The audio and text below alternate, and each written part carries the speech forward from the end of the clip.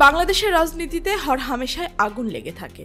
এবার সেই আগুনে ঘি ঢেলেছেন হেফাজতের আমির। তার বক্তব্যে ধর্মভিত্তিক রাজনীতিতে আবারও উত্তাপ ছড়িয়েছে।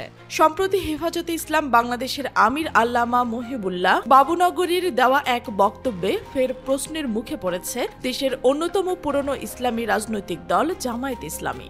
চট্টগ্রামের ফটিকছড়িতে আয়োজিত এক আলোচনা সভায় বাবুনগরী জামায়াতকে সরাসরি আক্রমণ করে বলেন, জামায়াত ভণ্ড ইসলামী পার্টি, এটা সহি ইসলামী দল নয়। মওদুদীর ইসলাম আর মদিনার ইসলাম এক নয়। জামায়াত মওদুদীবাদ প্রতিষ্ঠা করতে চায়, যা বিশ্বাসকে দুর্বল করে। এই বক্তব্য শুধু ধর্মীয় দৃষ্টিকোণ থেকে নয়, বরং রাজনৈতিক বাস্তবতাতেও গভীর তাৎপর্যপূর্ণ। কারণ হেফাজত ও জামায়াত দুই পক্ষই দীর্ঘদিন ধরে ইসলামের নামে সমাজে প্রভাব বিস্তারে সচেষ্ট হলেও এই প্রথমবার বড় মঞ্চে এমন প্রকাশ্য মতাদর্শিক সংঘর্ষ ঘটল। বাংলাদেশের ইসলামী রাজনীতির ইতিহাস ঘাটলে দেখা যায়, জামায়াতে ইসলামী প্রতিষ্ঠা হয় উপমহাদেশের রাজনৈতিক ইসলামী চেতনার ধারক হিসেবে। পাকিস্তান আমলে দলটি ইসলামী রাষ্ট্র ব্যবস্থার পক্ষে সোচ্চার ছিল। পরবর্তীকালে বাংলাদেশের স্বাধীনতা যুদ্ধের সময় দলটির ভূমিকা প্রশ্নবিদ্ধ হয়, যা আজও জামায়াতকে রাজনৈতিকভাবে পিছু টেনে রাখে। অন্যদিকে হেফাজতে ইসলামী আত্মপ্রকাশ করে 2010-এর দশকে, মূলত কওমি মাদ্রাসা ভিত্তিক আলেমদের নেতৃত্বে। দলটি প্রথাগত রাজনীতিতে না গেলেও ধর্মীয় ইস্যুতে তাদের প্রভাব ছিল ও আছে। 2023 সালে শাপলা চত্বরে ব্যাপক আলোচনার জন্ম দেওয়া হেফাজতের অবস্থান স্পষ্ট করে যে, তারা রাষ্ট্র ব্যবস্থাকে ইসলামায়ন করতে চাইলেও তা রাজনৈতিক সংগঠনের মাধ্যমে নয়, বরং সামাজিক ও ধর্মীয় প্রভাবের মাধ্যমে। হেফাজতের আপত্তির মূল জায়গা হল মওদুদীবাদ।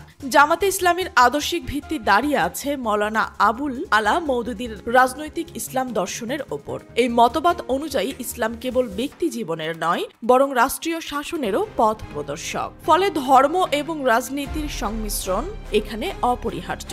তবে হেফাজত বা দেওবন্দির ঘরানার আলেমরা এই চিন্তাকে পুরোপুরি প্রত্যাখ্যান করেন। তাদের মতে ইসলামের প্রকৃত ব্যাখ্যা হল আখলাক, ইবাদত এবং সমাজ সংস্কারে, কোনো মতেই পশ্চিমা স্টাইলে রাষ্ট্র ক্ষমতা দখলের রাজনীতি নয়। এই বক্তব্যের মধ্যে দিয়ে বাবুনগরী আসলে শুধু মতাদর্শ নয়, বরং ভবিষ্যতের রাজনীতির বাস্তবতাকেও ইঙ্গিত করেছে।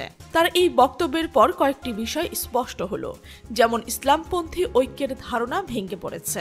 আগে ধারণা ছিল জামায়াত ও হেফাজত অন্তত ধর্মীয় ইস্যুতে একমত, কিন্তু এখন দেখা যাচ্ছে আদর্শগত পার্থক্য এতটাই গভীর যে একক মঞ্চে থাকা সম্ভব নয়। জামায়াত যেভাবে নিজেদেরকে ইসলামী রাজনীতির প্রধান শক্তি হিসেবে প্রতিষ্ঠিত করতে চেয়েছে, বাবুনগরীর বক্তব্য সেটিকে খাটো করে দিয়েছে।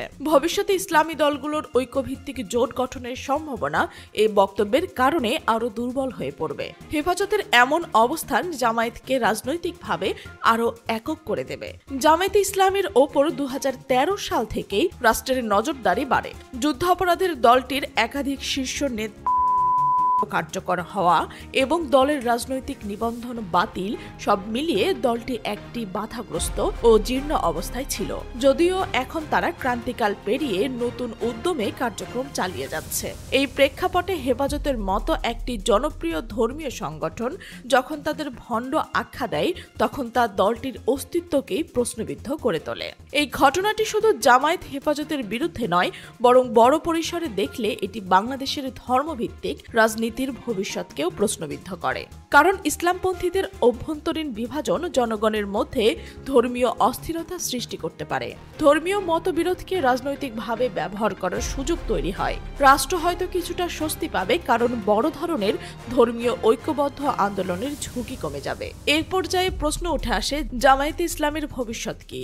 হেফাজতের নেতৃত্বে কি শুধুই ধর্মীয় থাকছে, নাকি ধীরে ধীরে রাজনৈতিক ক্ষমতার দিকে এগোচ্ছে? ধর্ম ও রাজনীতির এই জটিল দ্বন্দ্বে সাধারণ মানুষের স্থান কোথায়? সর্বোপরি বলা যায়, বাংলাদেশের ইসলামী রাজনীতি বর্তমানে এক বিভক্ত, দ্বিধাগ্রস্ত এবং আদর্শগত সংঘাতে ভরা একটি মাঠ। হেফাজতে আমিরের এই বক্তব্য একটি স্পষ্ট বার্তা। ইসলামের নামে রাজনীতি করা গেলেও সেই রাজনীতির পথ এক নয়। ধর্ম ও রাজনৈতিক মতাদর্শ যখন মুখোমুখি হয়, তখন ইসলামপন্থীরা নিজেরাই একে অন্যকে ভণ্ড বলার জায়গায় চলে আসে। এ অবস্থায় ধর্ম ও রাজনীতিকে আলাদা না করে বিভক্তি ভবিষ্যতের একমাত্র পরিণতি হতে পারে।